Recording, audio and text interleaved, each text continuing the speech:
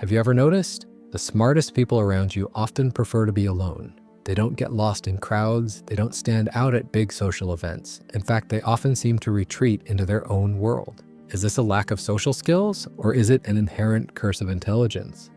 Arthur Schopenhauer is one of those who gave the most radical answer to this question.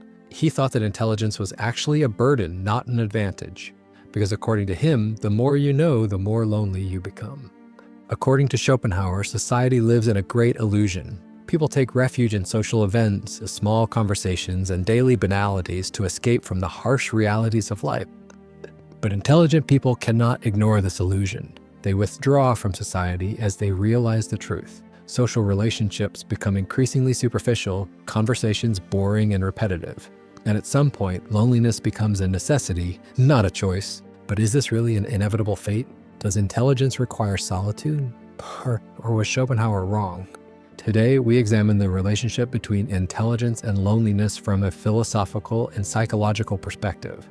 Are truly intelligent people doomed to be alone, or is this an illusion? Schopenhauer and radical realism. Arthur Schopenhauer was not one of those philosophers who embellished the truth. He was someone who saw the world as it was and did not like it. He developed a ruthless, sharp, and often pessimistic view of life. According to him, most people immerse themselves in entertainment, social relationships, and daily preoccupations in order to escape the harsh realities of life. Because when they started to think, they realized the meaninglessness of existence and the inevitable suffering of life. Intelligent people could not make this escape. They could not stop themselves from seeing the truth. Therefore, social life, entertainment, and ordinary conversations became increasingly meaningless for them. According to Schopenhauer, the greatest curse of intelligence was that it removed people from social life. The more you know, the less satisfied you are. The more you think, the less happy you are. Therefore, intelligent people often become isolated, lonely, and withdrawn. But is this their choice? Or is it just an inevitable fate inherent in intelligence? To better understand Schopenhauer's thoughts, let us now look at his most striking ideas on the relationship between intelligence and loneliness. Intelligence and society. Most people live life as it is. They have fun, they work, they form social bonds, they adapt to the norms of society. For them, life is a journey to be savored. But it is different for intelligent people. According to Schopenhauer, while the average human mind lives on the surface of life, intelligent people are compelled to see the realities that lie beneath this surface.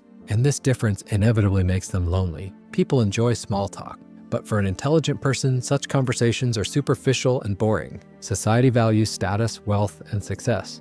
But an intelligent person realizes that all this is ephemeral. Most people live without questioning traditions and norms. But intelligent people realize that many of these rules are actually meaningless and arbitrary.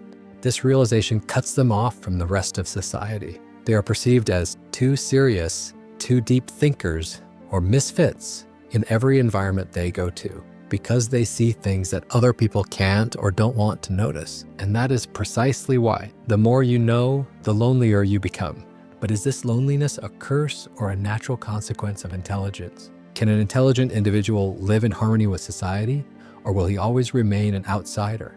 Let's look at Schopenhauer's most striking ideas about loneliness, the connection of loneliness with intelligence. According to Schopenhauer, loneliness is an inevitable end for intelligent people. While most of the society spends life in pursuit of entertainment, relationships, and status, intelligent people realize how meaningless this cycle is. For them, loneliness is not a choice, but a natural consequence of life. The more you think, the less people you realize you can get along with. The more you realize, the more things bother you. People's false politeness, superficial dialogues, and artificial relationships are fake to an intelligent mind. That's why the crowds of society often make us feel more lonely than alone. But is this really a necessity? Although Schopenhauer saw loneliness as a sign of wisdom, he also recognized that excessive loneliness can make people unhappy and disconnected. Because man, no matter how intelligent he was still a social being. Perhaps the point was not to choose solitude, but to make the right connections with the right people. Perhaps the issue was not to break away from society completely, but to know which parts of it to be involved in and which to stay away from. How should a truly intelligent person strike a balance with society? Should he accept loneliness as an absolute end, or can he turn it to his advantage?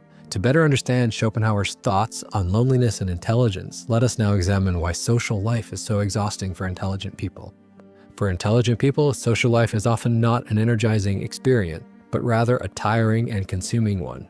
According to Schopenhauer, this is because of the profound difference between the way ordinary people and intelligent people perceive the world. For many people, it is natural and pleasant to chat, have fun, and spend time with people. For intelligent people, however, this process often turns into a process of forced adaptation. For them, social interaction is not only a form of communication, but also an area of constant questioning. Intelligent people analyze what other people really mean rather than what they say. They think about the psychological motivations underlying someone's behavior. When they are in a group, they unwittingly analyze the hierarchy of the group, the direction of conversations, and the way people relate to each other. All this is mentally exhausting. While for most people, being in a social environment is simply a pastime, for intelligent people, it is a continuous process of analysis. It frustrates them to see that most people stay on the surface, avoid deep thinking, and just live in the moment. But the biggest problem is that in order to engage in social interactions, intelligent people often feel they have to filter themselves. They cannot speak their true thoughts openly, because they know they will be found too serious, too deep, or too weird. So they are often faced with two options. They can either suppress their thoughts in order to fit themselves into society, or they can be who they are and choose solitude. According to Schopenhauer, most intelligent people end up choosing loneliness because fitting in with society is no different from dulling their own minds. One of the biggest reasons why intelligent people become lonely is that there are few people around them who think in the same depth as they do. While most people get caught up in the flow of daily life, intelligent people cannot stop themselves from asking big questions. This makes it difficult for them to build a common mental world with the people around them. But this does not mean that they like to be alone. Many intelligent people want to make social connections, but it is difficult to find people who can go beyond superficial conversations. The norms imposed by society make it difficult for them to express themselves. When they share their true thoughts, they are considered too serious, too complex, or too different.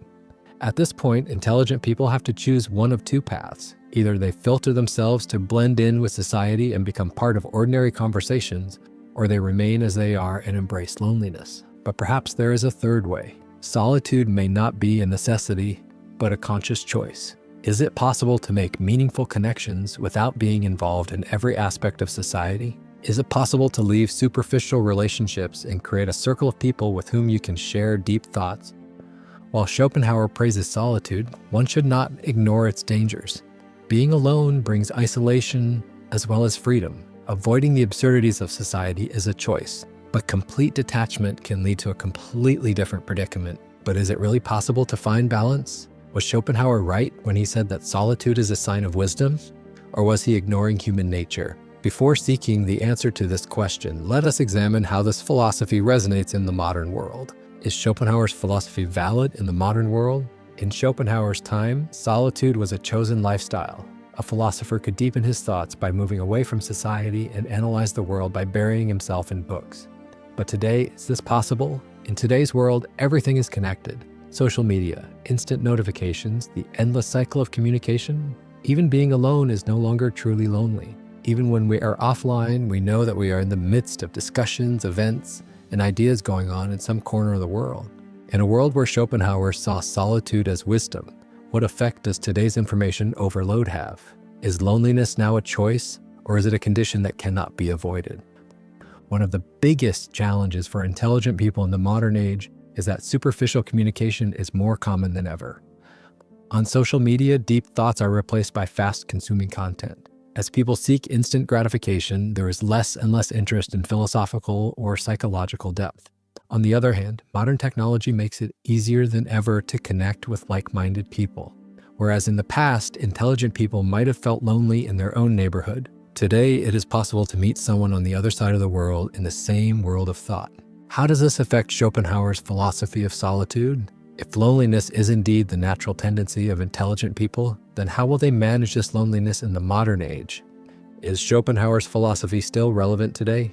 Is solitude a sign of wisdom, or is it contrary to human nature? So perhaps it is not a question of embracing or avoiding loneliness altogether, but of finding the right balance. And where is that balance? Is a different solution possible than Schopenhauer suggests? Schopenhauer saw solitude as a sign of wisdom. According to him, escaping from the superficiality of society was a necessity to deepen one's own mental world. But how valid is this idea today? It is understandable that intelligent people choose solitude. Small talk, superficial relationships, false courtesies tire them. But does this mean that one must completely cut oneself off from society? True freedom is only possible if one balances both solitude and social life correctly. Perhaps it is a question of rejecting both extremes and choosing the one that suits you best. There may be some alternative paths for intelligent people. Finding people with whom they can have meaningful and deep conversations instead of getting lost in crowded social environments. Instead of avoiding superficial conversations, explore ways to deepen them.